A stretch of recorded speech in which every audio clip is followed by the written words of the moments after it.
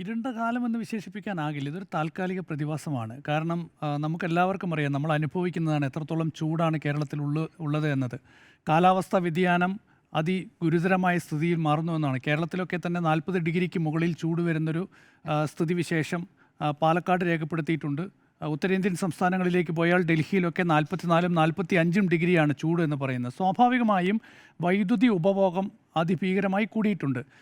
നമ്മൾ ഇന്നത്തെ ഒരു കണക്ക് പരിശോധിക്കുമ്പോൾ വൈദ്യുതി ഉപഭോഗം കഴിഞ്ഞ 2 ദിവസങ്ങളിൽ നമ്മൾ നോക്കിയാൽ ഒരു ദിവസം, അതായത് ഏപ്രിൽ 18-ന് വൈദ്യുതി ഉപഭോഗം എന്ന് പറയുന്നത് 6033 മെഗാവാട്ടാണ്. അതായത് 117.60 ദശലക്ഷം യൂണിറ്റ് വൈദ്യുതിയാണ് ഏപ്രിൽ 18-ന് ഉപയോഗിച്ചത് കേരളം.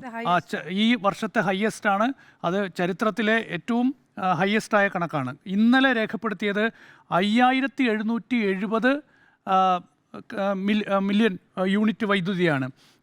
ഫ്രൈഡേ വെള്ളിയാഴ്ച ഉപയോഗിച്ചത് 5654 ദശലക്ഷം യൂണിറ്റ് വൈദ്യുതിയാണ് എന്നതാണ്. അതുകൊണ്ട് ഇത് ഇത്രയും കൂടുതൽ വൈദ്യുതി ഉപഭോഗം വർദ്ധിച്ചതുകൊണ്ടുള്ള ഒരു താൽക്കാലിക പ്രതിസന്ധി മാത്രമാണിത്.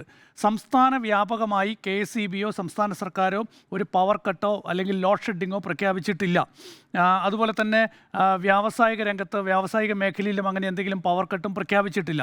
ഇത് ലോഡ് കൂടുന്നതിനനുസരിച്ച് ഞാൻ മനസ്സിലാക്കുന്നത് KSEBയിലെ ഉദ്യോഗസ്ഥരും അതുപോലെ തന്നെ എഞ്ചിനീയർമാരും ഒക്കെ തന്നെ നൽകുന്ന വിശദീകരണം എന്ന് പറയുന്നത് ട്രിപ്പാവുന്നുണ്ട്. അതുപോലെ തന്നെ ഫീഡറുകൾ ഓഫ് ചെയ്തുകൊണ്ട് ചില മേഖലകളിൽ ഈ ട്രാൻസ്ഫോർമറുകൾ കത്തിപ്പോകാതിരിക്കാനുള്ള ചില മുൻകരുതൽ നടപടിയുടെ കൂടി ഭാഗമായിട്ടാണ് ഇങ്ങനെ സ്വീകരിക്കുന്നത്, ഈ ഒരു നിയന്ത്രണം കൊണ്ടുവരുന്നത് എന്നതാണ്. കഴിഞ്ഞ 2 മാസത്തിനിടയിൽ കേരളത്തിൽ 222 ട്രാൻസ്ഫോർമറുകൾ കത്തിപ്പോയിട്ടുണ്ട്. അപ്പോൾ ഇതുപോലെ ചൂട് കൂടിയിരിക്കുന്നൊരു സമയത്ത് ഈ ഒരു നിയന്ത്രണം കൊണ്ടുവന്നില്ല എങ്കിൽ ട്രാൻസ്ഫോർമറുകൾ കത്തിപ്പോയാൽ അത് പിന്നെ പുനഃസ്ഥാപിക്കാൻ എടുക്കുന്ന കാലതാമസം, അതിൻ്റെ ചെലവ്, ഇതൊക്കെ പരിശോധിക്കുമ്പോൾ അത് ഗുരുതരമായ പ്രതിസന്ധിയായി മാറും. അതുകൊണ്ട് അങ്ങനെയൊരു പ്രതിസന്ധി ഉണ്ടാകാതിരിക്കാൻ വേണ്ടി KSEB എടുക്കുന്ന ഒരു മുൻകരുതൽ എന്നാണ് ഇപ്പോൾ KSEBയുടെ ഔദ്യോഗിക വിശദീകരണം, അതുപോലെ തന്നെ ഉദ്യോഗസ്ഥരുമൊക്കെ തന്നെ പറയുന്നത്. അതുകൊണ്ട് ഞാൻ പറഞ്ഞത് 222 ട്രാൻസ്ഫോർമറുകളാണ് കഴിഞ്ഞ 2 മാസത്തിനിടയിൽ കത്തിപ്പോയത്. അത് മാർച്ച് മാസത്തിൽ 93 എണ്ണവും ഏപ്രിൽ 25 വരെ 129 ട്രാൻസ്ഫോർമറുകൾ കത്തിപ്പോയിട്ടുണ്ട്. ഒരു ട്രാൻസ്ഫോർമർ പുനഃസ്ഥാപിക്കണമെങ്കിൽ ഏതാണ്ട് 3 ലക്ഷം രൂപ വരെ ചെലവ് വരും എന്നുള്ളതാണ്. അപ്പോൾ ഇത് ആ ഒരു പ്രതിസന്ധിയിലേക്ക് കാര്യങ്ങൾ പോകാതിരിക്കാനുള്ള ഒരു നിയന്ത്രണം KSEB സ്വീകരിക്കുന്നു എന്നാണ് ഔദ്യോഗിക വിശദീകരണമാണ്.